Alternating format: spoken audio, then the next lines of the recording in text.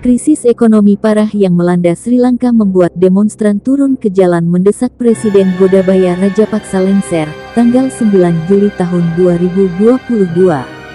Di pusat ibu kota Sri Lanka di Colombo, demonstran terlibat bentrok dengan polisi sebelum menerobos barikade dan masuk ke istana presiden. Banyaknya demonstran membuat aparat tak bisa berbuat banyak. Di media sosial beredar rekaman para demonstran masuk ke istana.